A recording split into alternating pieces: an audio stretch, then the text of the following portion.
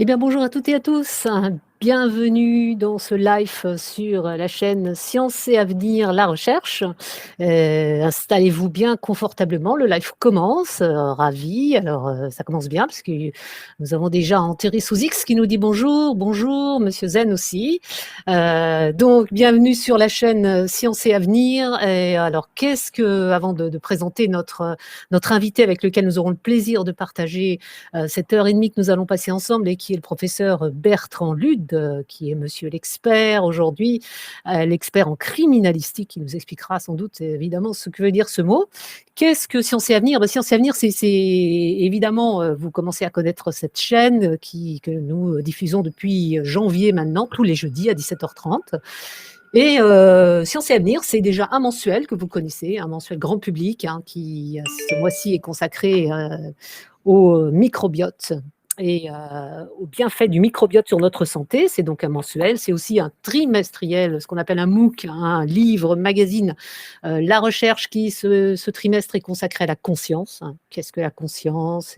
Qu'est-ce que sont les rêves? Les illusions, comment fonctionne le cerveau? Est-ce que les animaux ont une conscience? Est-ce que les machines ont une conscience? Vous saurez tout en lisant, évidemment, ce trimestriel. Et puis, c'est aussi un hors-série qui est consacré au bien manger. Donc, vous voyez, c'est beaucoup de thèmes très diversifiés et très scientifiques. Alors, moi, je me présente, Carole Châtelain, je suis la directrice de la rédaction de Science et Avenir et la recherche. Et donc, j'ai le plaisir de dialoguer avec vous ce soir avec Bertrand Lude, donc le professeur Bertrand Lude. Bertrand, dont vous dirigez l'Institut médico-légal de Paris, qui est donc la façon dont on nomme la morgue de Paris, qui est la plus grande morgue de France, puisque vous dirigez à peu près 2000 à 3000 autopsies par an, c'est bien ça? Oui. Voilà, ce qui est quand même un chiffre assez colossal. Et alors, il y a Nutz Breaker qui nous dit qu'il espère que vous travaillez avec des bons vivants. Est-ce que vous travaillez avec des bons vivants, Bertrand? Toujours, je dirais, une certaine distanciation par rapport à la mort qui nous permet effectivement de bien travailler. Voilà, donc il vaut mieux parce qu'effectivement, comme j'aime à le dire, la mort est votre métier. Et c'est un titre qu'avait utilisé Robert Merle pour parler La mort est mon métier. C'était un livre, je ne sais pas si vous le connaissez, Bertrand, mais Non, je ne l'ai pas lu. Non. Robert Merle, qui est cet auteur qui est un peu tombé en désuétude, mais qui avait écrit ce livre à propos d'Auschwitz. Malheureusement, bon, la comparaison avec vous, évidemment, s'arrête là, mais c'était La mort est mon métier. Voilà. Et donc, vous avez également des fonctions de chercheur, hein, Bertrand, et d'enseignant, puisque vous êtes professeur d'université. Et donc, je disais tout à l'heure, pendant que vous ne nous entendiez pas, que vous dirigez une unité mixte de recherche, CNRS 8540, avec l'Université de Paris, sur l'identification individuelle. Oui. Donc, ce qu'on va commencer par faire, ce que j'ai commencé par dire avec ceux qui nous ont rejoints, c'est qu'évidemment, vous souffrez de la comparaison avec toutes ces séries télévisées qu'on voit à longueur de soirée. Et j'allais vous demander, est-ce que vous êtes un expert, vous aussi, Bertrand? Est-ce que vous êtes comme NCIS? Est-ce que vous déboulez sur les scènes de crime? On essaye d'être expert, mais dans le côté un petit peu plus professionnel au quotidien, puisque les experts dans NCIS et dans les autres séries sont quand même multitâches, multifonctions, donc ils peuvent faire aussi bien des analyses génétiques, des analyses anthropologiques, des autopsies. Donc là, on en est un petit peu loin, et surtout dans les séries, le grand avantage, c'est que l'affaire est élucidée en 45-50 minutes, ce que je n'arrive pas à faire avec la meilleure volonté. Donc, il y a cette accélération dans les séries, mais qui sont de mieux en mieux faites par rapport aux techniques qui sont montrées, qui sont employées et par rapport aux résultats. Donc, il y a des éléments qui sont tout à fait de bonne vulgarisation dans ces séries. D'accord. Alors, il y a Samuel, qui est 69 570, qui demande si vous n'êtes pas trop déprimé de travailler sur ces thèmes-là. Alors, Écoutez, je suis avec vous ce soir, donc je ne suis pas déprimé. bon, très bien. Donc, vous supportez évidemment. Vous avez des trucs, Bertrand, pour supporter le métier que vous exercez, ce que vous êtes amené à. Non, je crois des trucs, non, pas du tout, mais je pense qu'il faut, nous faisons un métier avec des règles particulières, une méthodologie, et bien sûr, ensuite, une distanciation par rapport au quotidien, par rapport à notre métier. Je crois que pendant le temps professionnel, c'est un temps professionnel, puis ensuite, c'est un temps privé, un temps sportif, un temps pour faire autre chose. Et je crois qu'il est important de respecter ces temps hors professionnel et des temps professionnels. Alors, la question qu'on peut se poser aussi, enfin la question, c'est-à-dire que la remarque qu'on peut faire aussi, c'est que là, depuis tout à l'heure, je vous cherche, entre guillemets, Bertrand, sur la mort, sur la lourdeur du métier que vous exercez, mais vous, d'une part, effectivement, comme nous le dit Numka, la mort fait partie de la vie, donc c'est pas la peine aussi d'essayer de l'en détacher, mais vous travaillez aussi avec les vivants, parce que quand on est médecin légiste, on a affaire aux vivants. Donc, il y a toute la médecine légale du vivant que, pour l'instant ici et dans mes fonctions, compte tenu qu'elles sont très prenantes, je ne peux plus exercer au quotidien. Mais il y a la médecine légale du vivant qui est exercée par des collègues, donc qui reçoivent les personnes qui sont victimes de violences principalement. Qui sont victimes de violences et qui, notamment par exemple les violences conjugales, c'est des choses qui. Les maltraitances, qu'elles soient des maltraitances par rapport aux mineurs, que ce soit des maltraitances par rapport aux personnes âgées, que ce soit des D'accord. maltraitances effectivement conjugales, pour avoir la constatation de ces maltraitances et pour pouvoir faire entendre leur voix de nouveau au niveau judiciaire. C'est D'accord. important, je veux dire, notre rôle est vraiment de redonner la voix, de redonner des personnes qui l'ont perdue, soit par des agressions, des violences, soit par le décès, et que nous puissions de nouveau établir les faits afin que ces personnes, on leur rende justice ensuite. D'accord. Alors, je crois qu'il y a une demande technique que je fais à Valentin. Valentin, il semble qu'il y ait une demande d'augmentation du son du micro de Ouais, Bertrand. Alors, je ne sais au pas si. maximum, Ouais, j'avais vu cette ouais, demande et je ouais. me suis mis au maximum dans mon micro. Et moi, je vous entends vraiment très très bien. Donc, Bon, et donc il y a Elio Mijon qui nous demande quel métier vous exercez. Alors je le redis pour ceux qui viennent de nous rejoindre, Bertrand Lude dirige l'Institut médico-légal de Paris, donc la morgue de Paris. Donc votre métier à vous, Bertrand, c'est médecin légiste, mais vous êtes aussi enseignant, donc vous avez la pratique, mais vous avez aussi tout le côté plus théorique, mais aussi vous êtes chercheur. Et alors je prends aussi une question qui nous arrive et qui était comment donne-t-on son corps à la science? Est-ce que ça c'est quelque chose qui vous concerne, non, toute cette c'est quelque chose qui ne me concerne pas. C'est-à-dire que nous d'accord, recevons les défunts uniquement sur réquisition ou ordonnance judiciaire. Donc, nous ne sommes pas du tout dans ce don du corps. Nous, ce sont des réquisitions judiciaires pour essayer de connaître les raisons, enfin les causes de décès et comment le décès, s'il y a eu une intervention d'un tiers à ce moment-là. Donc, on n'est pas d'accord. concerné Mais par le. pour répondre à Didi Arcis, est-ce que quand même vous devez connaître la procédure? Parce que comment fait-on si on a envie de donner Alors, son corps à la science? c'est une procédure qui demande une démarche personnelle de la personne avant de décéder, qui donne son corps à des centres de don du corps, et ceci est fait, j'allais dire, par convention, contrat avant le décès.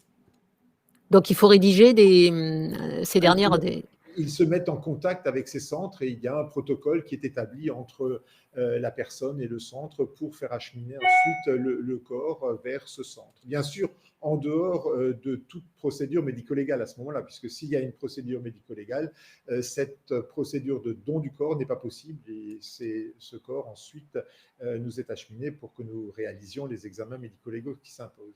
D'accord, mais vous, c'est pas votre quotidien. Vous ne vous servez pas, vous n'utilisez pas des corps donnés à la science, sauf peut-être dans le cadre de recherche, notamment pour essayer de mettre au point de nouvelles techniques. Peut-être avez-vous besoin de. Non, on n'est pas tellement saisi de nouvelles techniques, puisque les nouvelles techniques sont d'habitude employées pour la chirurgie, le soin vivant, et nous l'implémentons ensuite au niveau du corps. C'est-à-dire que nous pouvons utiliser ces techniques pour les dissections d'emblée sous réquisition judiciaire. Donc on n'est pas D'accord. tellement touché par ces développements.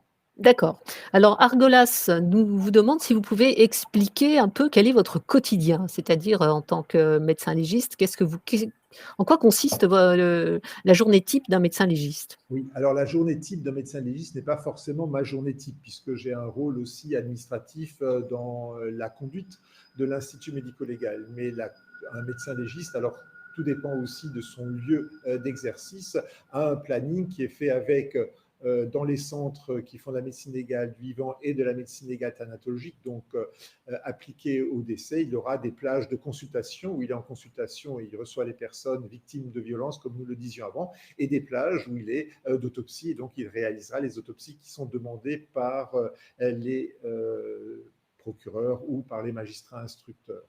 Et à ce moment-là, il réalisera ses actes, il rédigera ses rapports qui sont ensuite envoyés à l'autorité judiciaire. Il y a toute une partie donc administrative de rédaction de ce rapport qui sont faites. Et n'oublions pas, le médecin légiste doit ensuite expliquer ses actes, expliquer son rapport devant les cours d'assises. Si ce sont des faits qui sont ensuite jugés en cours d'assises, il devra être là pour expliquer son travail et il sera peut-être également convoqué lors des reconstitutions, ce qui prend un temps important, où il assistera à la reconstitution et il répondra aux questions soit des parties, soit du magistrat quant aux déclarations qui sont faites par les différentes personnes sur la compatibilité avec ce qu'il a constaté lors de l'autopsie médico-légale. Donc il y a ces aspects qui sont importants. Se rajoutent pour les enseignants donc des cours vis-à-vis des étudiants, des travaux pratiques, et pour ceux qui ont la chance de pouvoir encore mettre un petit peu de recherche dans leur planning, il y a des jours ou des heures qui sont un petit peu consacrées à développer de nouvelles techniques, mais surtout de toutes nouvelles méthodologies, de nouvelles techniques de biologie ou d'examen complémentaires pour pouvoir faire cela. D'accord. Alors, on reviendra bien évidemment sur toutes ces techniques, hein, mais il y a Paul Lié qui vous pose une question un peu plus directe, qui est quel est votre parcours à vous, Bertrand? C'est-à-dire quel parcours scolaire, même avec quelles études avez-vous fait pour arriver là où vous êtes aujourd'hui? Vous savez, c'est un parcours où on a fait des études de médecine avec une spécialisation ensuite au niveau médical et un diplôme d'études spécialisées complémentaires en médecine légale. Ensuite, on a poursuivi en parallèle avec des travaux scientifiques et on s'est présenté à des concours, quoi. C'est un petit peu ça le parcours, des concours hospitaliers et des concours universitaires ensuite. Donc, on D'accord. a vraiment une double formation un petit peu médicale et scientifique.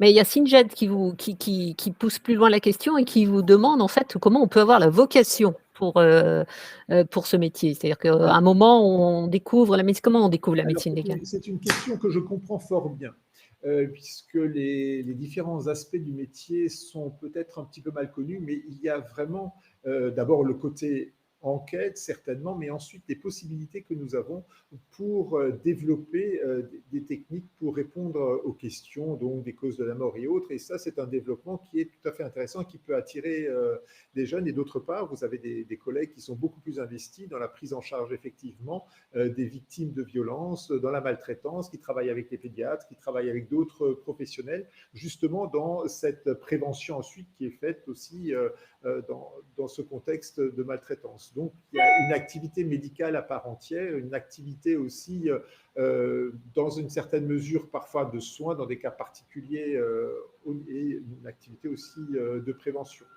Et nous avons un côté santé publique également, où nous sommes un petit peu, nous voyons le vécu de la population. Je veux dire, est-ce que telle et telle cause de décès augmente? Est-ce que nous avons plus d'embolies pulmonaires qui peuvent se développer quand il y a une pandémie? Est-ce qu'il y a de nouvelles drogues sur le marché, puisqu'on amène les prélèvements à nos collègues toxicologues qui peuvent peut-être détecter des drogues de synthèse qui sont maintenant sur le marché? Il y a la même chose pour certains types de projectiles. Donc il y a comme ça, nous sommes un petit peu un observatoire de l'état aussi, un petit peu de la population. Est-ce qu'on voit une augmentation du suicide ou pas? Tous ces éléments-là sont retracés et donc c'est avec les pouvoirs publics et notamment de santé qu'on échange sur ces points-là. Donc ça se limite, C'est pas figé. Voilà. Voilà, et on est loin de se limiter au corps mort, donc ce qui Voilà. rebute un peu, mais le métier est beaucoup, beaucoup, beaucoup plus large que ça. Donc, c'est ce que vous êtes en train de nous expliquer. Alors, il y a une question aussi de Twiz qui vous demande, si ce n'est pas indiscret, hein, vous êtes bien évidemment pas obligé évidemment de répondre dans le détail, mais est-ce que vous gagnez bien votre vie? Est-ce que c'est un métier où Alors actuellement, quand même, il y a beaucoup de médecins légistes qui sont effectivement praticiens hospitaliers dans les hôpitaux. d'autres en autres exercices qui peut être plus en matière d'expertise médicale. Donc les gens ont les rémunérations qui sont attachées à la fonction publique ou alors au niveau du libéral par rapport à la tenue d'un cabinet d'expertise. Voilà. Donc nous, on a des indices qui sont calqués sur la fonction publique, soit hospitalière, soit universitaire. D'accord.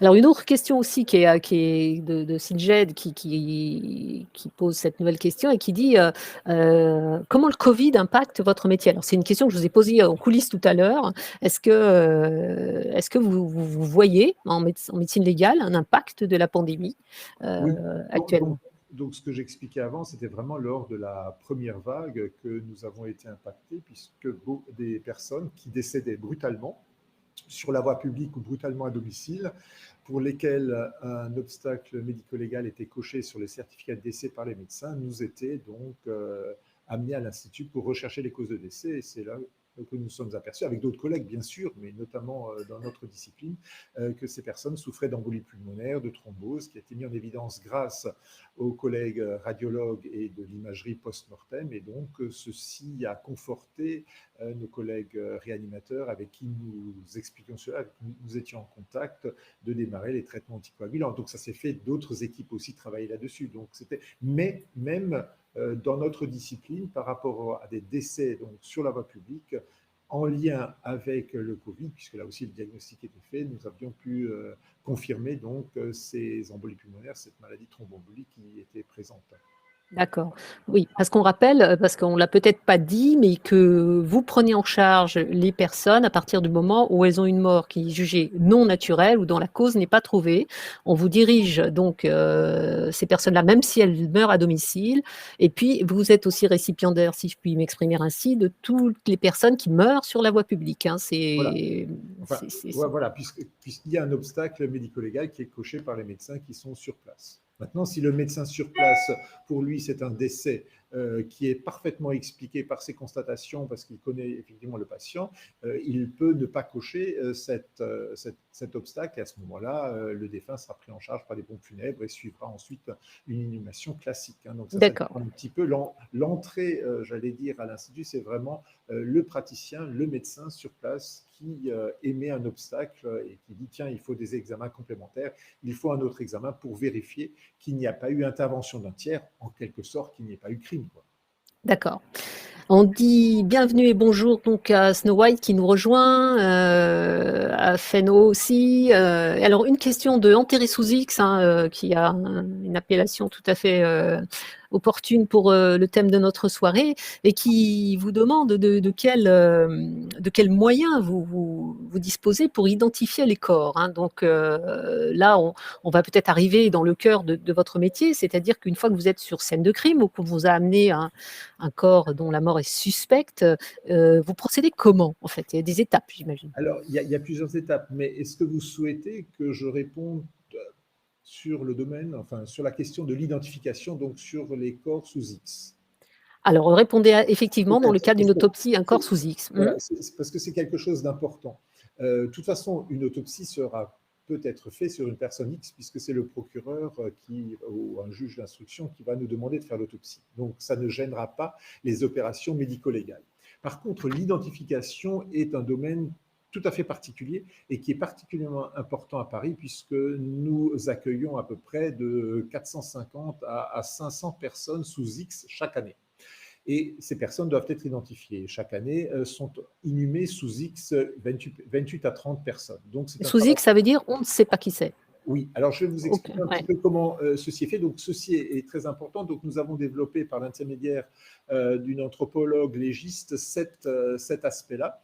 Et elle est responsable de l'ensemble des différentes étapes avec les enquêteurs, puisque c'est un travail d'enquêteur et un travail de police, pour amener à cette identification. Donc, tous les moyens sont mis à disposition, que ce soit des moyens effectivement radiographie ou de scanner post-mortem pour rechercher d'éventuels corps étrangers de type prothèse, de type stimulateur cardiaque qui nous permettent ensuite de remonter à une intervention chirurgicale, de remonter à un patient, mais également avec les services de l'identité judiciaire, c'est-à-dire de réaliser les empreintes digitales qui sont très bonnes aussi D'autre part, nous recueillons également à l'aide de chirurgiens dentistes spécialement formés les odontogrammes, donc tout ce qui est la position des dents, qui peut être comparé ensuite aux documents que le chirurgien dentiste traitant peut avoir dans le cas où des familles ont déclaré la disparition de leurs proches, et donc ensuite les prélèvements pour réaliser les analyses génétiques qui sont faites aussi, qui peuvent être aussi comparatives ou généalogiques quand on le compare aux enfants, aux parents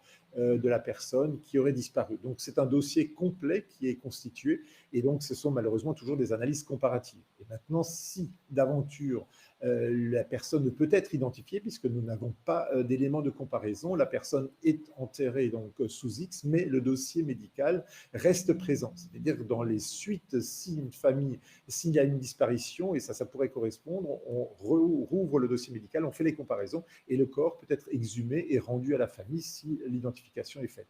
Donc c'est tout un procédé qui permet ensuite d'aboutir à cette identification et qui est basé sur des techniques médicales et scientifiques. Et c'est D'accord. un travail collaboratif et multidisciplinaire. D'accord. On peut peut-être demander à Valentin de nous montrer une photo de ce qu'est pour vous votre salle de travail, en quelque sorte, qui est une salle d'autopsie, pour que vous nous commentiez peut-être cette photo, que vous nous disiez quels sont les outils qui sont à votre disposition. Et après, voilà, donc c'est une, on voit bien, voilà ce qui est une salle d'autopsie en fait. Donc c'est là, c'est votre quotidien. Et c'est là que vous réalisez tous les examens. Alors peut-être pas l'imagerie médicale, peut-être qu'on va y revenir évidemment dans le Alors, détail. non, non, c'est une salle d'autopsie où nous Oui. réalisons la dissection pour répondre aux questions. Donc, ça, c'est certain. Les examens complémentaires, dont l'imagerie, c'est un scanner, comme le scanner que possèdent les hôpitaux pour les patients. C'est un scanner tout à fait identique que nous avons donc, dans une pièce qui est conçue, équipée et protégée pour faire un scanner où les corps sont explorés. Hein. Donc, ça, c'est dans une autre pièce. D'accord. Et bien sûr, le médecin légiste a, lorsqu'il fait l'autopsie, normalement les résultats du scanner qui a été fait auparavant. D'accord. Avant de poursuivre dans cette technique, il y a Léon Ladéglingue qui vous pose la question de savoir quelle est l'autopsie. Alors évidemment, là aussi, vous pouvez faire acte de discrétion, bien sûr, mais quelle est l'autopsie la plus marquante dans votre carrière? Est-ce que vous avez un souvenir Mais je veux dire, les autopsies les plus marquantes, ce sont des autopsies qui sont faites souvent sur des corps qui sont très altérés, avec soit des corps qui sont fragmentés, pour essayer de dissimuler l'identité, par exemple, donc quand le corps n'est pas complet, et d'autre part, quand vous avez des projectiles qui se sont fichés au niveau de tissus osseux qui sont difficiles à extraire. Là, nous pouvons avoir des autopsies qui sont difficiles. D'accord. Donc, et c'est ça qui c'est ça qui vous marque, c'est ce souvenir-là que vous gardez, c'est plutôt la difficulté et voilà, de ce genre de Ce travail. sont des autopsies qui sont longues et qui demandent une concentration, effectivement. Et d'autre part, vous avez aussi toujours le fait du nombre d'autopsies à faire dans des événements dramatiques qui peuvent être impactants également, compte tenu du nombre de victimes, de la charge de travail pendant plusieurs jours, voire semaines. Là, je pense que vous faites allusion, à des drames comme ceux du Bataclan Oui, ou, oui, à tout ce qui est catastrophe de masse, vous avez d'autres éléments à l'étranger aussi, ou chez nous, par exemple, à la suite des attentats du 13 novembre. d'accord. Est-ce que vous êtes appelé sur certains actes de masse, crimes de masse à intervenir ou vous restez sectorisé? Alors, tout dépend de la mission que nous confie le procureur. Donc, ça dépend, et ça dépend de l'enquête. Donc, on peut être amené à se déplacer, on peut être amené à ne pas se déplacer. Ça dépend des enquêteurs. Dans ce que vous citez, souvent dans des crimes de guerre et autres, ça se passe actuellement souvent à l'étranger. Donc ça dépend. C'est régi par des règles internationales, notamment par Interpol, notamment par d'autres par d'autres circuits. Et donc là, on peut être amené à se déplacer à l'étranger. Mais c'est toujours à la demande d'une autorité judiciaire. Et ça vous est arrivé à vous, La Cour Bertrand? pénale internationale, oui, ça m'est déjà arrivé. D'accord, d'aller à l'étranger, suivre, type Rwanda, par exemple, ou Non, des je non? n'étais pas, j'étais en Europe centrale, je n'étais pas en Afrique. Et D'accord. j'étais aussi en Amérique du Sud, mais je n'étais pas en Afrique, non. Alors une question qui nous éloigne un petit peu de ce que nous disions, mais on y reviendra sur les techniques. Il y a Fionac Debé qui demande s'il y a différents corps de métier à l'Institut médico-légal. C'est une question qui est revenue. J'ai vu d'autres questions qui avaient un rapport avec ça tout à l'heure. Est-ce qu'il y a différents métiers Oui. exercés au sein de... Oui, oui, un institut qui comporte de nombreux corps de métier. Tout d'abord, vous avez un corps qui est important, ce sont les techniciens qui prennent en charge les corps quand ils arrivent, qui réalisent leur identification, qui nous assistent lors des autopsies médico-légales, qui font les restitutions tissulaires et ensuite qui réalisent la mise en bière du corps, donc au niveau des cercueils, qui ensuite assure également avec les pompes funèbres la sortie du corps. Donc ça, c'est un corps important qui est là. Ensuite, nous avons un corps de psychologues qui prennent en charge les familles qui viennent voir leurs défunts. Nous avons un corps, bien sûr, de secrétaires administratifs. Nous avons un corps d'agents d'accueil et d'instruction administrative qui réalisent les dossiers. Nous avons également des assistants techniques qui ont la charge de transporter les scellés, de rechercher effectivement les permis d'inhumer au niveau des tribunaux dont nous dépendons, donc qui font le travail de coursier. Donc nous avons un certain nombre de corps de métier qui sont attachés à l'Institut. D'accord. Et avec des formations bien spécifiques pour... En fonction de leur mission. En fonction de leur mission. D'accord. Très bien. Si on revient maintenant alors non, j'ai une question dont je n'ai plus l'auteur parce que dans le défilé des questions, elle a disparu de mon écran, mais il y avait des questions de savoir, est-ce que vous pouvez donner un conseil si on veut devenir médecin légiste pour réussir dans cette... Actuellement, je veux dire, le conseil, c'est effectivement de réussir les études de médecine et de choisir ensuite la spécialité après le concours dit de l'internat. Donc, c'était après avoir fait 6 ans de médecine, il y a donc un classement, un examen national classant, et c'est lors de cet examen classant national qu'il faut pouvoir choisir la discipline. Non seulement la discipline, mais aussi la ville où la personne veut exercer ou peut exercer sa discipline. Ce sont des choix qui sont nationaux. Et est-ce qu'il y a des qualités requises pour faire ce métier? Parce qu'on voit bien, c'est quand même pas un métier comme un autre, quoi. On aurait tendance à se dire, bon, bah, faut être plutôt bien dans ses baskets, mais est-ce que... Tout médecin doit être bien dans ses baskets. Tout médecin doit être bien dans ses baskets. Non, je crois que comme une autre discipline, il faut être très rigoureux, avoir une méthodologie et avancer progressivement. Par contre, il faut effectivement avoir une certaine sensibilité par rapport à tout l'aspect légal, par rapport au contact que nous avons avec les magistrats, de pouvoir s'exprimer dans un langage simple qu'ils peuvent comprendre. Donc, il y a un côté effectivement ici, interface justice-médecine, qui doit plaire à la personne qui souhaite faire ce métier. Et Mais puis, peut-être pour certains, le côté soin peut manquer quand des jeunes s'inscrivent en médecine. Ça, c'est vrai aussi. Donc là, il faut vraiment qu'ils puissent avoir un éclairage sur le quotidien du médecin légiste et sur ses possibilités de développement. Mais est-ce qu'il ne faut pas être un petit peu, enfin, pour quand même affronter au quotidien, vous le disiez tout à l'heure, des autopsies parfois très dures, bon, un quotidien qui est confronté à des choses que le commun des mortels ne voit pas. Est-ce que ça demande des qualités personnelles Vous savez, différentes? vous avez cité l'autopsie, mais prendre en charge une situation de violence extrême et autre est tout aussi difficile.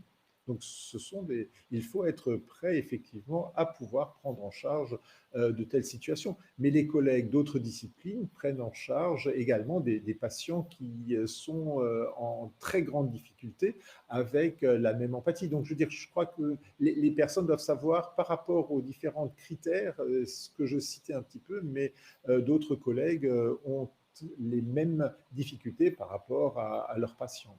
D'accord. Le, Ah, le- le Maëlle, but n'est pas pardon, je t'ai scrimer, hein. coupé. Non, non, je disais juste que les gens choisissent. Alors, ils ont parfois la chance de pouvoir faire un stage en tant qu'étudiant hospitalier dans un service de médecine légale. Souvent, ils ne l'ont pas. Donc, le choix se fait un petit peu par la connaissance qu'ils en ont de la discipline. D'accord. Vous pratiquez la méditation, vous pratiquez le yoga, vous pratiquez des choses comme ça pour, Oui, ouais, on essaye très modestement, très modestement. pour garder la tête froide. Oui, Amael qui vous demande quel est le rapport que vous entretenez avec la police scientifique. Alors, est-ce que c'est tout au long de l'enquête ou c'est au moment de la scène de crime? Comment vous travaillez avec eux? Alors, Et qu'est-ce la police scientifique est là, notamment effectivement sur la scène de crime, et ensuite elle va exploiter les prélèvements que nous réalisons, toujours à la demande du magistrat. Donc, ce sont des personnes qui vont poursuivre un certain nombre de recherches après notre action sur les prélèvements qu'on a pu faire.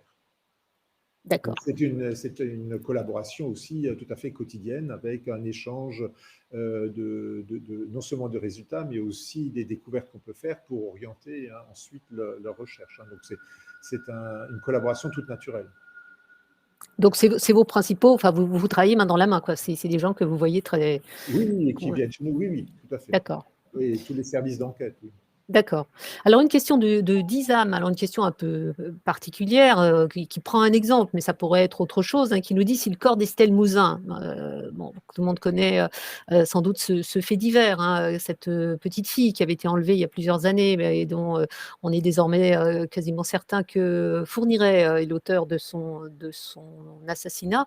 On cherche son corps en ce moment, hein, Bertrand, il y a la police qui procède à des fouilles en ce moment et donc Disam nous demande que si jamais on retrouvait ce corps, quand même des dizaines d'années après sa disparition, est-ce que c'est quelque chose qui viendrait chez vous, hein? Est-ce que ce type de dépouille a pour vocation de passer dans les mains d'un médecin légiste? Et puis, qu'est-ce qu'on pourrait en attendre des années après, quoi? À quoi ça servirait d'examiner ce corps?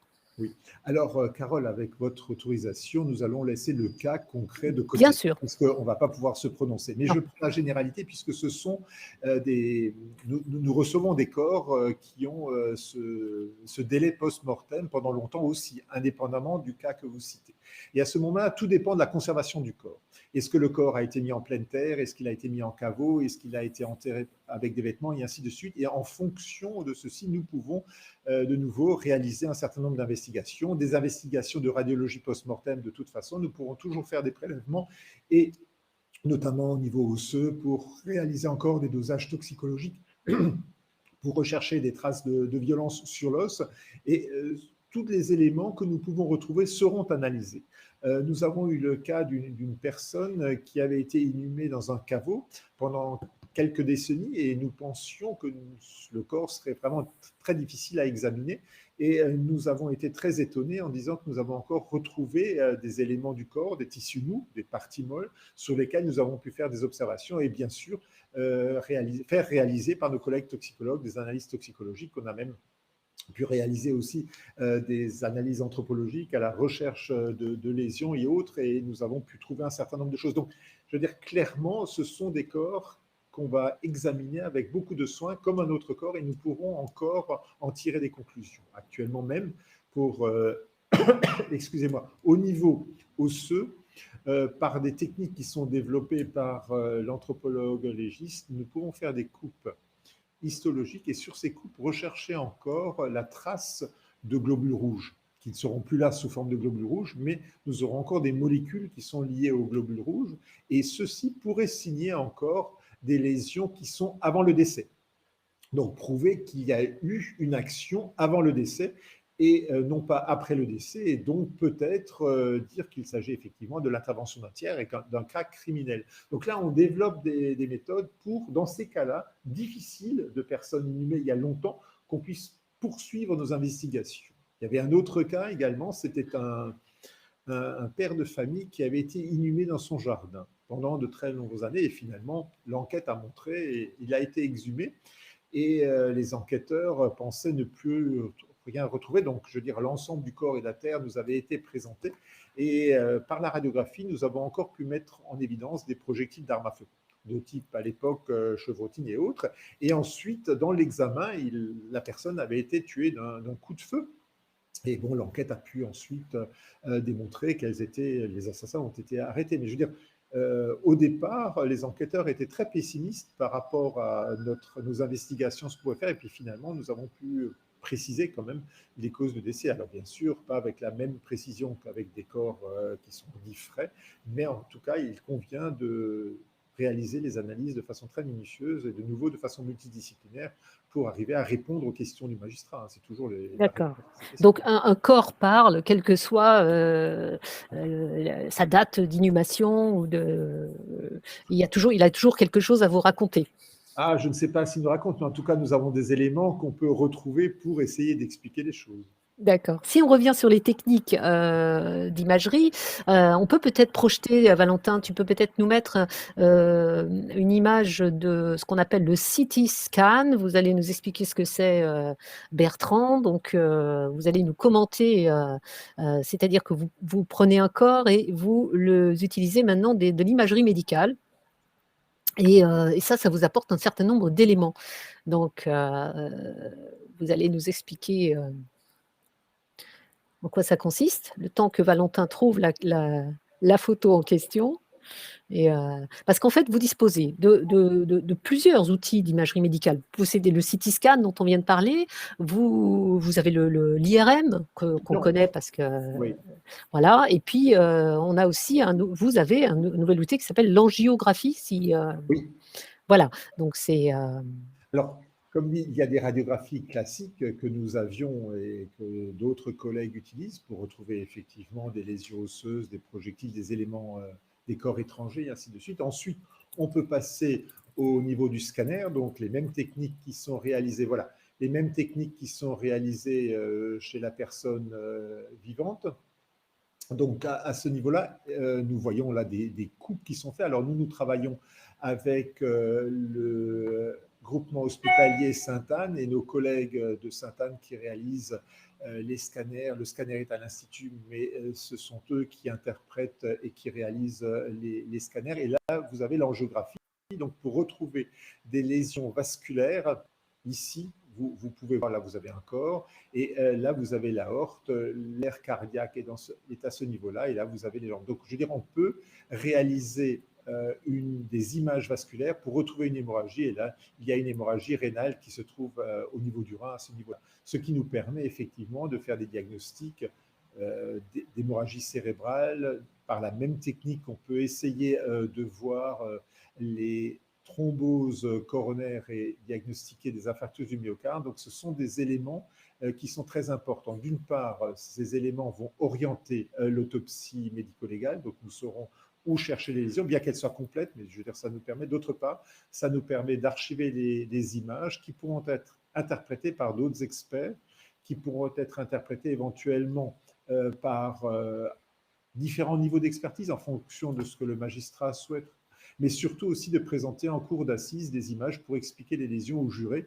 quand nous déposons, quand nous expliquons notre rapport. Et il vaut mieux avoir effectivement des images pour expliquer un peu ce que nous souhaitons faire. Donc c'est important. Dans un certain nombre de cas non criminels, je dis bien actuellement des cas non criminels, quand ce sont des personnes qui effectivement sont retrouvées sur la voie publique ou dans leur domicile, avec une hypothèse pour nous médicale d'un accident vasculaire cérébral, la possibilité de faire ces angiographies et ensuite de donner la réponse aux questions du magistrat et peut-être de ne pas faire d'autopsie médico-légale puisque les causes de décès ne sont pas dues à un tiers, que ce sont des décès d'origine médicaux, donc rupture d'un vaisseau, et donc la personne pourra être rendue aux familles sans autopsie médico-légale. Je dis bien dans les cas. d'accord.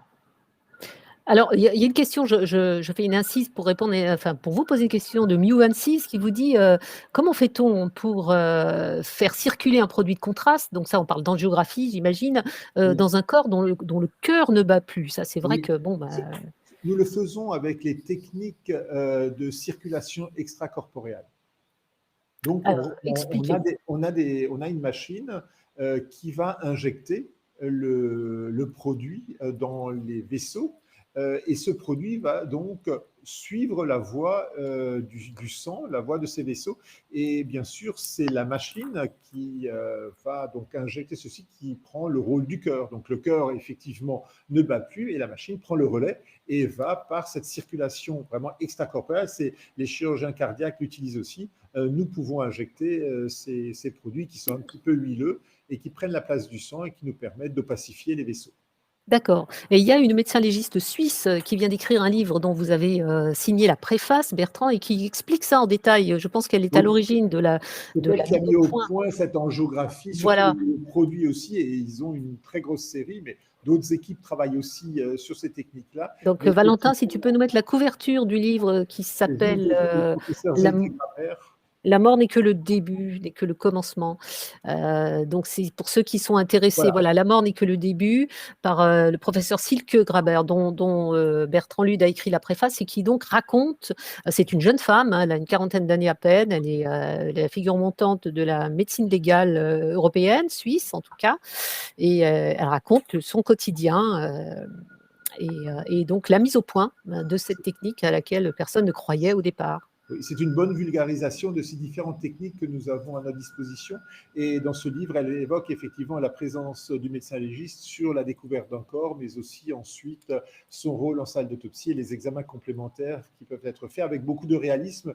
Et par exemple, c'est un livre qui correspondrait bien au juré d'assises quand il siège pour voir un petit peu quelle est la réalité des investigations qui peuvent être faites et qui prend vraiment la distance avec les séries télévisées dont nous parlions au début de Oui, l'entretien. Vous avez quelque chose de plus pratique qui montre bien ce que nous pouvons faire, ce qui ne peut pas être fait avec l'enchaînement des différentes méthodes. Donc ça, c'est bien fait et il me semble que c'est relativement didactique et bien écrit. oui, ça se lit de façon très fluide. C'est visiblement un personnage avec une personnalité assez attachante. Et donc, on apprend effectivement pas mal de choses. Une question de Snowy White pour vous aussi sur ces techniques. Est-ce que l'intelligence artificielle a fait son entrée en médecine légale?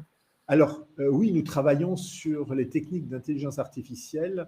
Donc, pour l'instant, c'est en développement. Alors, l'intelligence artificielle est appliquée dans notre domaine plutôt dans la reconnaissance des images. Alors, reconnaissance d'images à plusieurs niveaux. D'abord, ceci peut être appliqué aux images d'angioscan ou de scanners que vous avez vus pour détecter des anomalies, pour aller plus vite, pour analyser rapidement des grosses séries, donc toujours l'analyse de données qui sont là en quantité très importante. Vous avez l'analyse qui peut aussi être faite dans l'analyse des diatomées.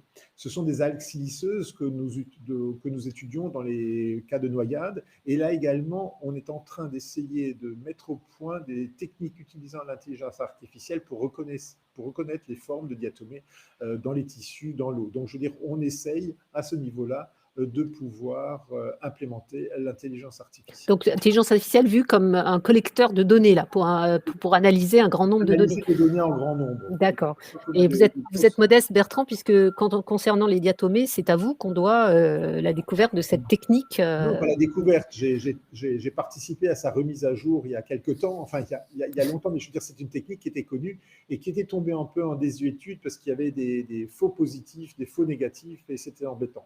Et ce que nous avons juste modestement apporté, c'est de dire qu'il faut bien caractériser ces algues siliceuses dans le cours d'eau et dans le corps. Il faut qu'elles correspondent et écarter toute algues qui seraient ancestrales, qui pourraient être des contaminations.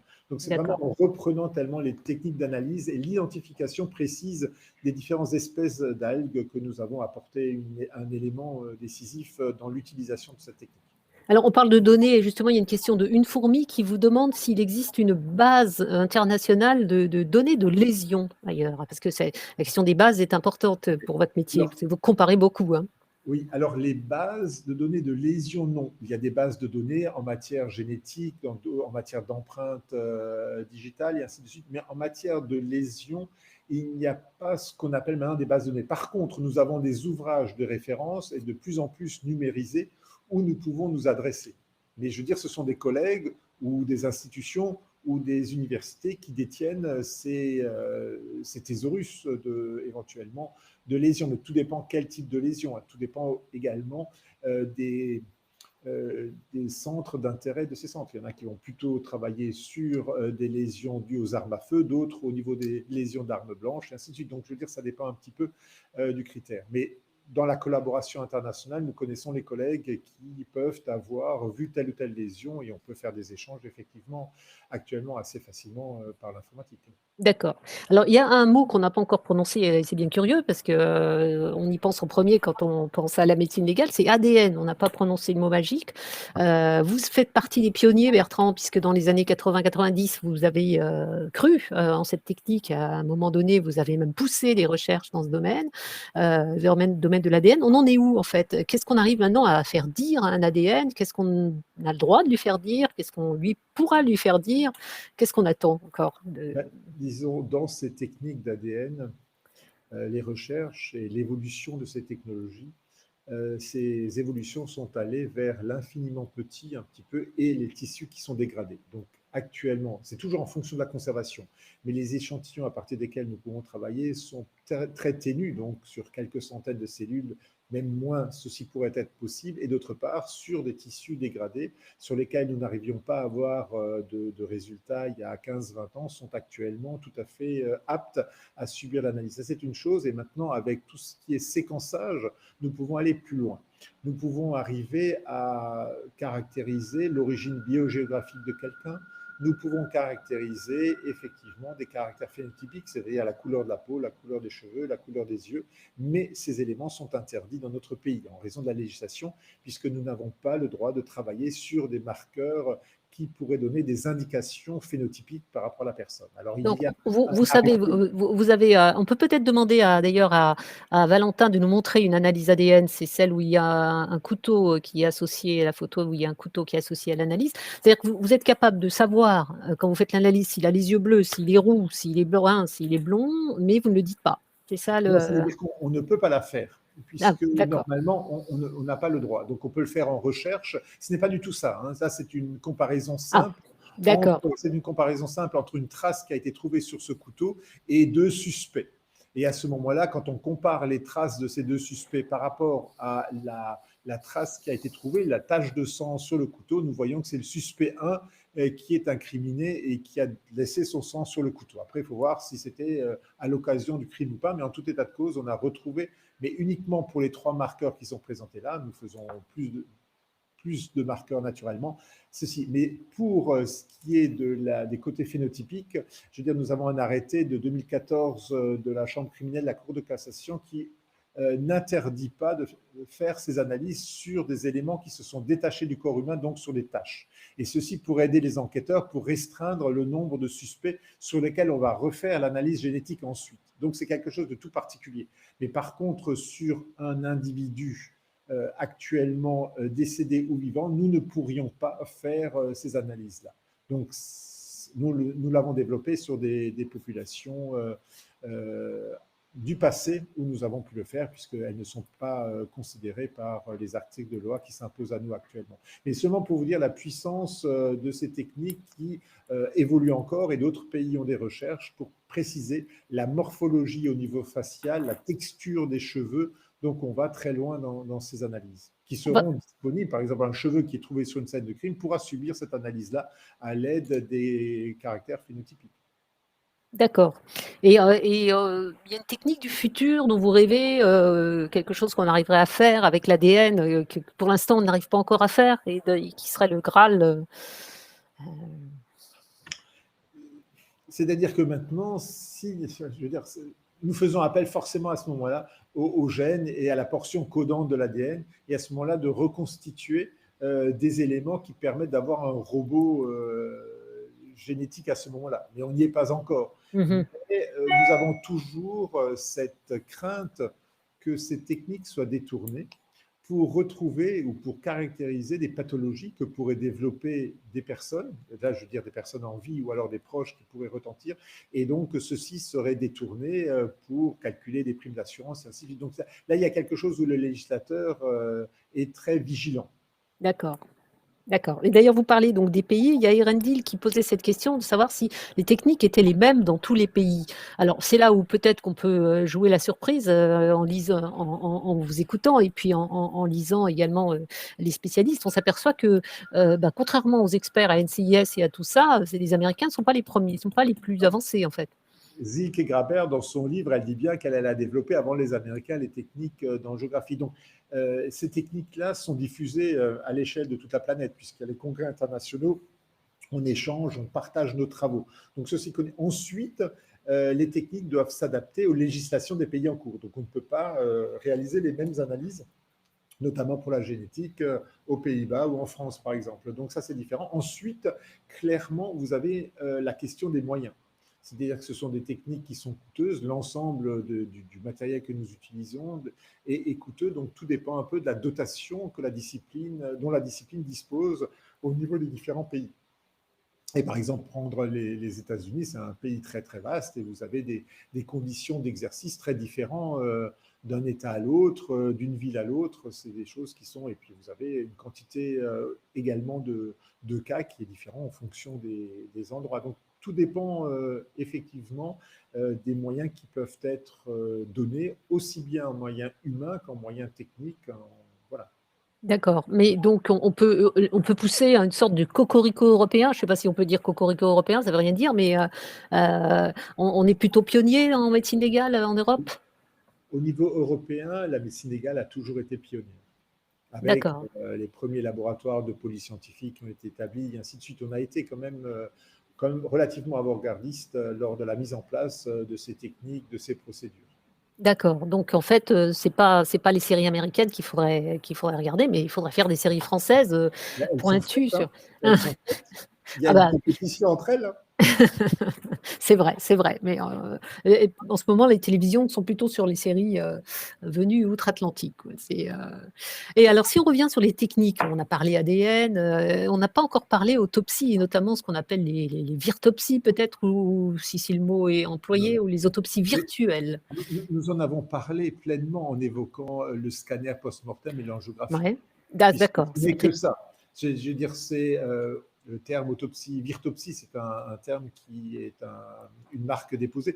Mais je veux dire, l'autopsie virtuelle, c'est une constatation faite par l'imagerie. Donc, ce n'est pas une autopsie virtuelle, c'est vraiment une analyse des images et des lésions qui sont faites par les différentes techniques d'imagerie. Un petit peu comme un radiologue une personne qui est vivante va déterminer telle et telle pathologie, on fera la même chose. Donc, c'est des constatations qui sont faites grâce à l'imagerie.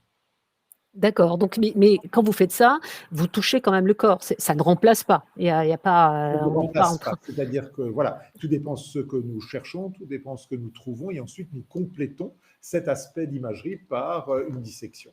D'accord. Parce qu'il y a MKT qui posait cette question qui était intéressante de savoir si vous pouviez émettre un veto, vous, les médecins légistes, c'est-à-dire on vous amène un corps, dans quelles circonstances vous pouvez dire non, là, je vais pas m'en occuper. Est-ce que vous Non, avez des... alors ça, il faut peut-être moduler la question. D'une part, nous agissons toujours à la demande d'un magistrat. Donc, il faut que nous ayons des raisons pour ne pas accepter la mission. Soit parce que nous connaissons la victime, soit parce que nous connaissons éventuellement les personnes qui l'ont découverte, voilà, ou que nous n'ayons pas les capacités techniques, scientifiques, où ça dépasse nos domaine. Donc là, nous pouvons effectivement, mais il faut qu'un collègue prenne le relais et assure les opérations médico-légales. On ne peut pas refuser pour refuser. Donc là, nous sommes D'accord, tenus de réaliser notre métier par rapport à cela. d'accord. Donc, à part effectivement si vous avez un lien Absolument. avec la victime. Absolument. Et alors Dieza me pose une question qui est de savoir si on parlait tout à l'heure des législations différentes dans les pays, de savoir si justement on risquait pas de se faire en quelque sorte doubler ou par certains pays qui auraient des législations différentes. Est-ce Oui, que... oui, clairement, en matière de recherche, ceci peut se produire. Et je veux dire, c'est la compétition scientifique qu'on voit aussi dans d'autres domaines. Donc c'est clair que, par exemple, les collègues qui travaillent aux Pays-Bas sont plus avancés sur certaines techniques que nous. Voilà, mais ça, nous sommes plus avancés sur Par d'autres. exemple, vous avez un exemple à nous donner de... Sur ces techniques d'analyse du phénotype, sur les morphologies faciales, sur d'autres choses, ils sont beaucoup plus en pointe, sans avoir encore trouvé le Graal, mais ils sont plus en pointe pour caractériser les gènes qui sont en jeu, quoi. D'accord, donc eux ils ont des Il possibilités y a que d'autres nous... équipes aussi, mais par exemple, cette équipe qui est particulièrement renommée. D'accord. Et alors si on revient sur les séries policières, parce que c'est l'image qu'on a, hein, on a du mal à s'en détacher, quelles sont, si vous deviez dire les 5 principales erreurs ou incohérences que vous constatez? C'est-à-dire qu'est-ce qui vous différencie de NCIS, par exemple? Non, Genre, vous n'arrivez pas en costume sur la scène de crime, par exemple? non, et puis sinon on se change. Mais je veux dire, c'est vraiment, j'allais dire, le côté plus spécialisé que nous avons. Nous réalisons des constatations, mais ensuite il y a d'autres métiers qui interviennent. C'est beaucoup plus multidisciplinaire et c'est vraiment le déroulement qui est non pas plus lent, mais qui suit une méthodologie. Donc, je veux dire que nous avons moins de raccourcis tels qu'ils sont obligés de le faire dans les séries et surtout l'utilisation des analyses complémentaires qui met toujours plus de temps et qui sont réalisées par d'autres équipes et ensuite une mise en commun. Donc c'est vraiment cet aspect-là euh, qui fait défaut dans les séries, mais c'est normal puisque c'est un divertissement. Par contre, nous avons des collègues qui sont les conseils techniques de ces séries et j'allais dire l'objet ou les causes de décès sont souvent très bien travaillées avec un suspense qui est tout à fait réel et non seulement les constatations, mais également les résultats des analyses complémentaires vont donner la solution. Et ça, c'est exact. Et ça, c'est exact. Mais bon, ce sont d'autres labos qui le font. Et puis, c'est communiqué différemment. Nous n'avons pas toujours accès aux documents. Il faut que ça se fasse sur réquisition. Il y a des scellés qui sont faits. Il y a tout un formalisme qui doit être respecté et qui n'est pas toujours, puisque ce sont d'autres lois qui s'appliquent là où ces séries sont tournées, quoi. Donc, effectivement, c'est pas très scénarisable Voilà. d'avoir toute cette procédure judiciaire, mais Et puis, vous n'avez jamais le dépôt aux assises, vous avez très rarement les reconstitutions. Enfin, il y a toute la partie qui nous prend beaucoup de temps et qui est l'explication à des tiers de ce que nous avons fait, qui n'est pas rendu dans les séries. C'est normal, ça. d'accord. Alors, il y a Rendil qui pose une question, je ne suis pas sûre de bien la comprendre, mais peut-être que c'est moi qui suis un peu fatiguée. Y existe-t-il des cas où les découvertes ont totalement invalidé une autopsie passée?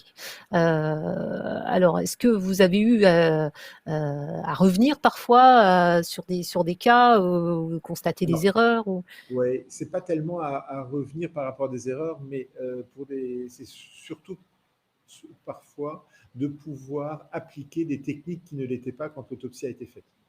Donc, je veux dire, nous avons possibilité d'avoir des examens complémentaires plus performants et à ce moment-là, nous les réalisons.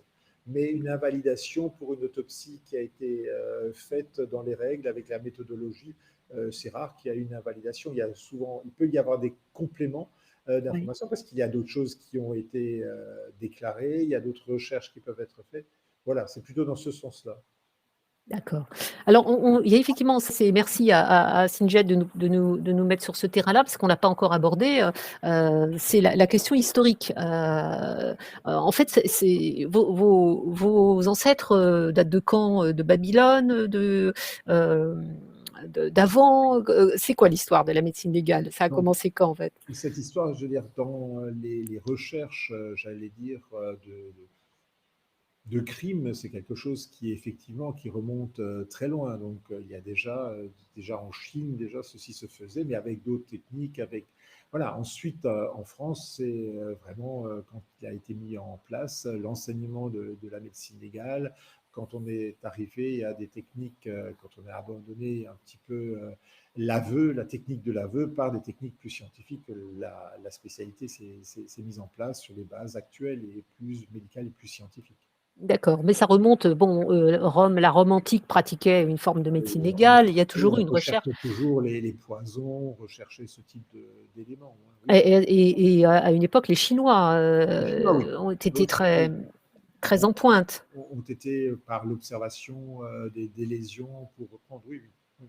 On raconte notamment dans le livre dont on parlait tout à l'heure, La mort n'est qu'un commencement, n'est que le début. On raconte l'histoire de ces cochons en Chine qui ont Oui. été sacrifiés, l'un vivant, l'autre mort dans un incendie pour voir comment se passait une asphyxie par incendie, Oui. qu'est-ce qu'on retrouvait dans les bronches. Voilà. Le Voilà. problème, c'est qu'il y a eu des investigations qui sont menées, mais qui n'ont pas été transmises. Maintenant, on les retrouve, mais il y avait moins de transmission d'une époque à une autre, et surtout au niveau des pays à cette époque-là.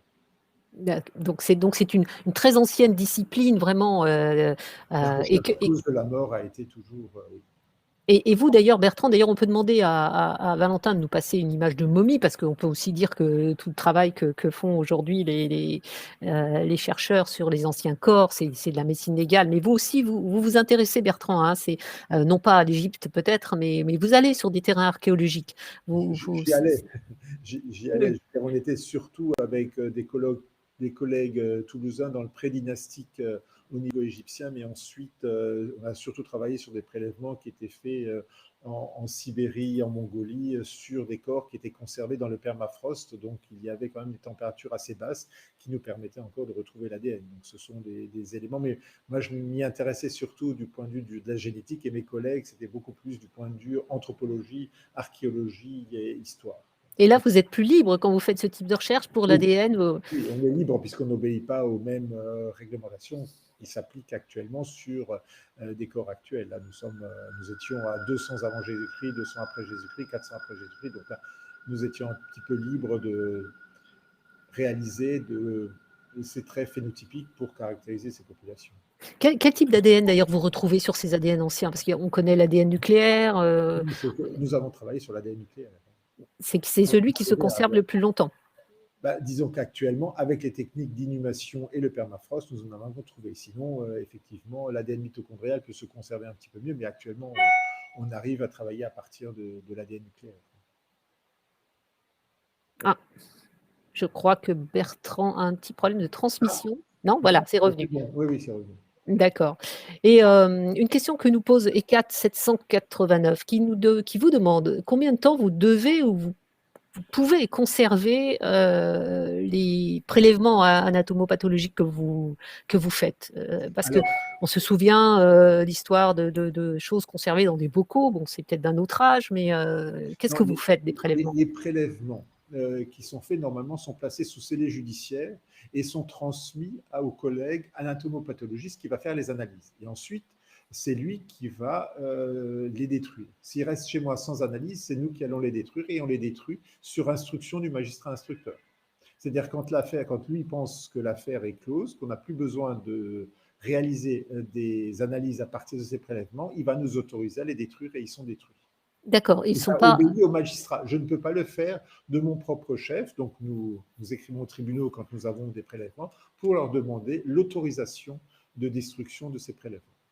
Quel que soit le prélèvement, qu'il soit sanguin, qu'il soit anatomopathologiste, qu'il soit des prélèvements faits pour des analyses génétiques également. Tout prélèvement est conservé à la demande du magistrat et est détruit à la demande du magistrat. Donc, il n'est pas restitué à la famille, en quelque sorte, hein, ces prélèvements. Alors, il y a des prélèvements qui peuvent être restitués à la famille sur leur demande. Alors, tout dépend. Vous savez, actuellement, les prélèvements, c'est 1 centimètre cube, voire moins. Hein. Ce n'est pas des organes entiers. Donc, voilà. Mais sinon, un prélèvement peut être restitué. Mais c'est toujours le magistrat qui demande à ce qu'on restitue le prélèvement à la famille, puisqu'on n'en aura plus besoin du point de vue judiciaire.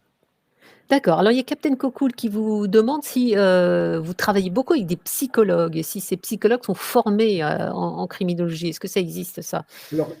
Alors il y a des psychologues qui sont formés en criminologie, qui travaillent avec les enquêteurs par rapport à l'analyse d'une scène de crime, des comportements et ainsi de suite. Ça, ce n'est pas des personnes avec qui nous travaillons directement. Nous travaillons avec des psychologues cliniciens ou cliniciennes pour prendre en charge les familles qui viennent aux présentations de victimes et pour redonner à ces familles le courage de pouvoir poursuivre leur action, même s'il y a eu une disparition d'un être cher. Donc c'est différent. Et vous avez des psychologues aussi au niveau des centres, des unités de médecine légale judiciaire du vivant pour justement prendre en charge, attester de la répercussion psychologique et autres au niveau et avec les collègues psychiatres aussi au niveau des victimes.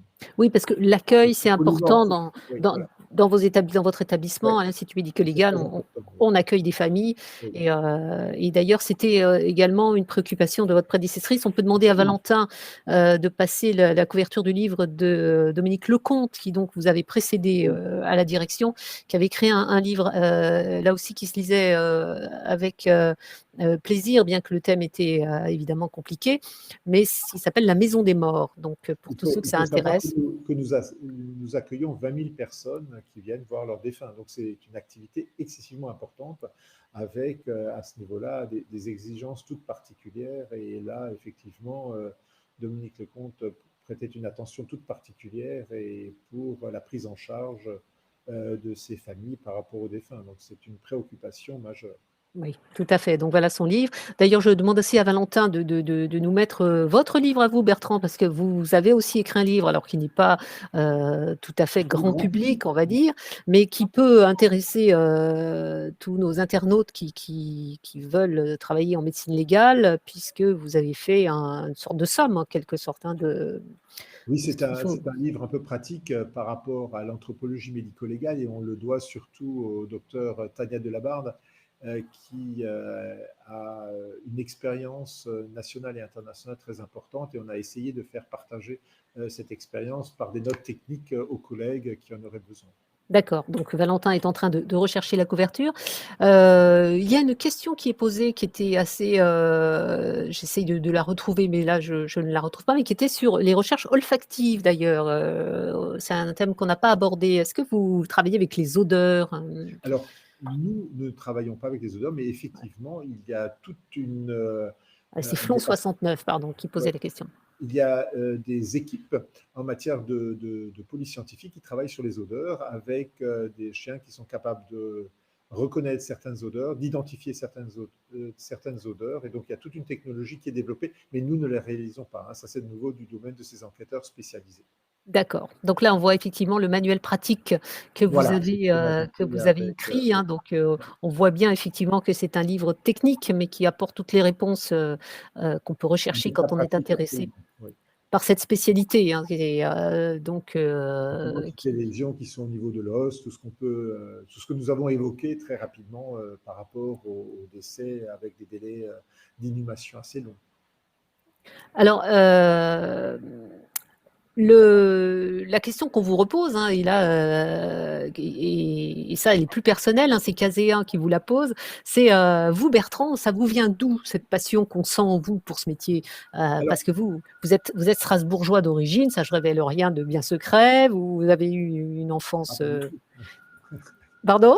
Non, je ne dis pas du tout, j'ai été formé, j'ai exercé à À Strasbourg de Strasbourg, mais nombreuses vous n'êtes années. pas d'origine. Oui, vous avez été formé à Strasbourg. Mais Oui, je suis originaire de là-bas. Non, je crois que ce qui m'a motivé, moi, pour me diriger vers la médecine légale, c'était lors de mon internat, j'étais passionné par cette description des empreintes génétiques, hein. Donc, j'ai eu la chance, avec mes maîtres qui s'étaient vraiment intéressés, donc le professeur Mangin, le professeur Chaumont, de pouvoir monter un laboratoire pour ces empreintes génétiques. Et j'ai pris cette révolution criminalistique en cours et j'ai réalisé, j'allais dire, tout mon parcours grâce à cette technologie.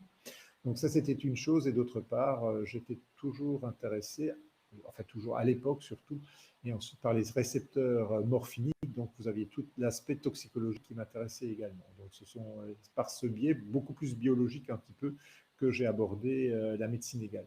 Et c'était vraiment les analyses complémentaires, c'est les recherches que nous pouvons faire dans ce métier-là qui ont vraiment guidé mes choix et qui m'ont conduit un petit peu à réaliser ce parcours, sachant que réaliser une bonne médecine légale doit se faire avec un enseignement et avec une recherche. C'est des triptyques, notamment en tant qu'enseignants, que nous devons défendre. Et nous sommes là, effectivement, pour intéresser les jeunes par rapport à ces nouvelles techniques, par rapport Mhm. à notre recherche et par rapport à ces réalisations, aussi par l'enquête policière à laquelle nous participons. Donc c'est important de faire partager cette passion aux plus jeunes pour qu'ils puissent ensuite eux-mêmes évoluer dans la discipline. Alors, je crois savoir qu'il n'y a pas vraiment de crise de vocation. Vous avez toujours eu des candidats, il y a toujours des gens qui ont souhaité Oui, exercer ce métier. oui. La difficulté, c'est peut-être de trouver des postes, justement, C'est non? ça, c'est les postes budgétaires pour pouvoir garder nos élèves, pour pouvoir permettre aux jeunes de rester dans la discipline. Ça a toujours été notre combat et nous avons réussi grâce à des réformes de notre discipline, notamment en 2011, et là encore peut-être à des postes budgétaires supplémentaires, de pouvoir nous attacher le concours des plus jeunes. Mais c'est vraiment à ce niveau-là. Mais ça, j'allais dire, c'est commun à d'autres disciplines également, c'est commun à la médecine. Nous subissons également les mêmes difficultés, les mêmes joies que les autres disciplines. D'accord. Mais vous avez senti, vous, depuis vous exercez votre carrière, cette montée en puissance des Oui, vocations chez les jeunes, oui? pas monter, mais surtout, on a pu avoir plus de postes, hein. Ça, c'est clair D'accord. qu'à un moment donné, on a pu s'étendre et puis bon, on continue. Oui, oui, oui, oui. Et Vraiment. comment vous expliquez cet intérêt Mais qui a été porté à c'est à non à seulement l'ébé l'intérêt, mais je veux dire, c'est l'action à l'époque du député Olivier Jardet qui a permis de mettre à disposition de la discipline des moyens qui nous venaient du ministère de la Justice, qui ont été mis à disposition du ministère de la Santé pour renforcer la discipline. Là, je veux dire, c'est vraiment à ce d'accord. niveau-là que ça s'est fait.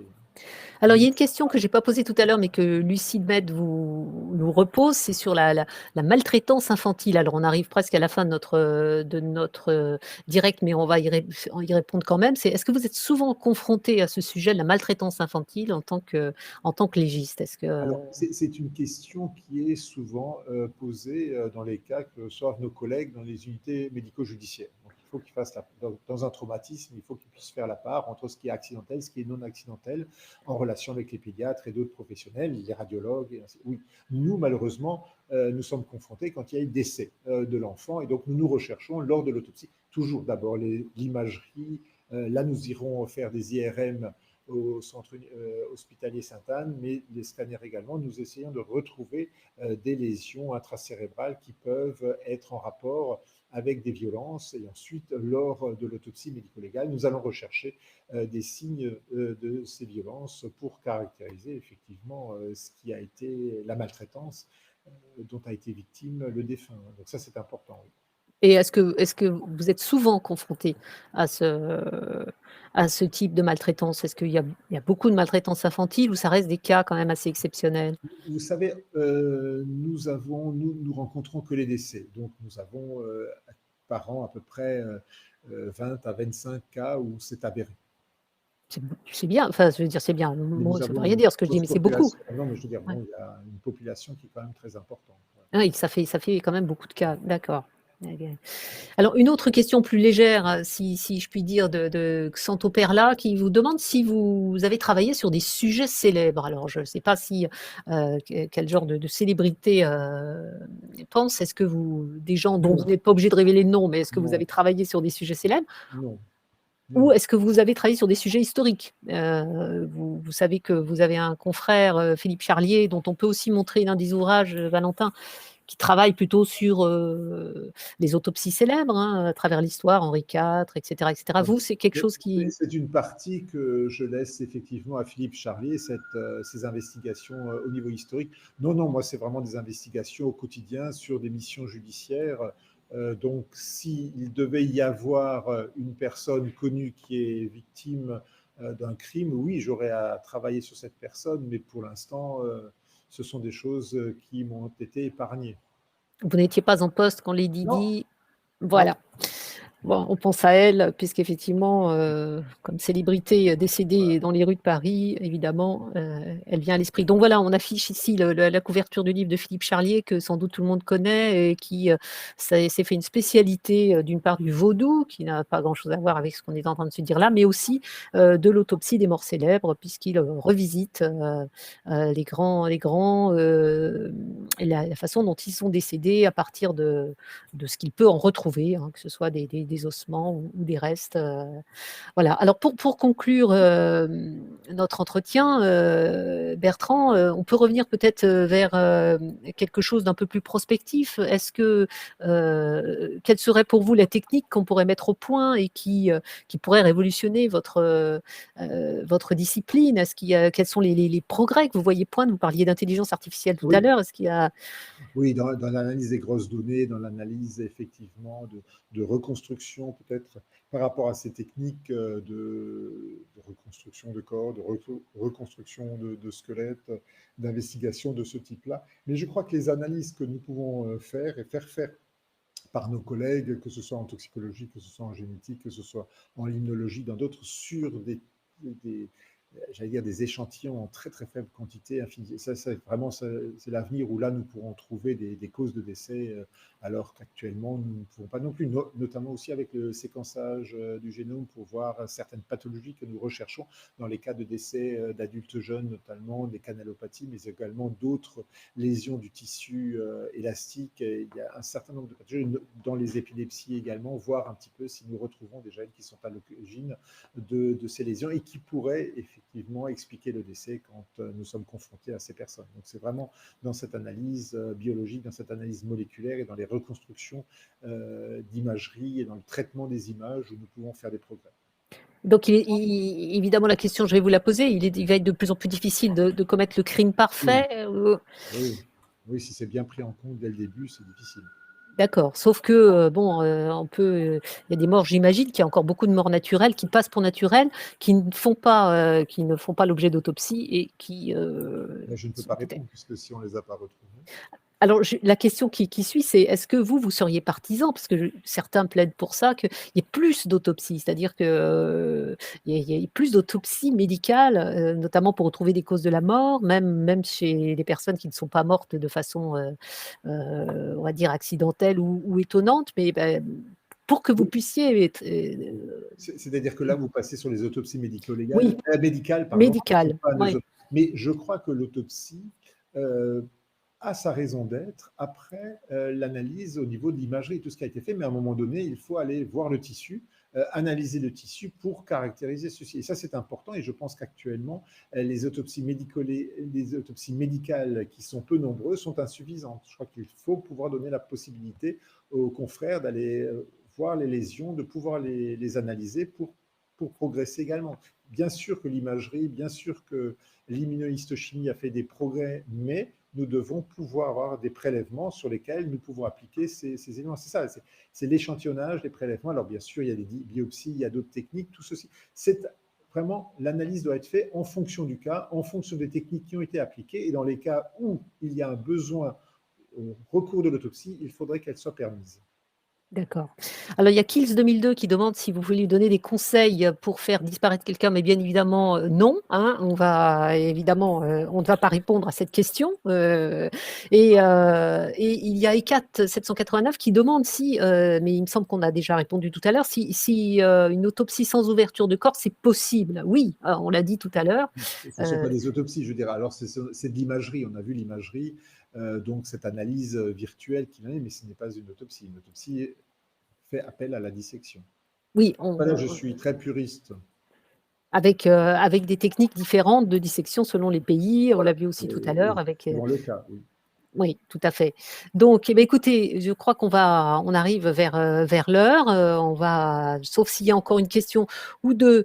Alors si, justement, eh ben, M4T qui vous demande si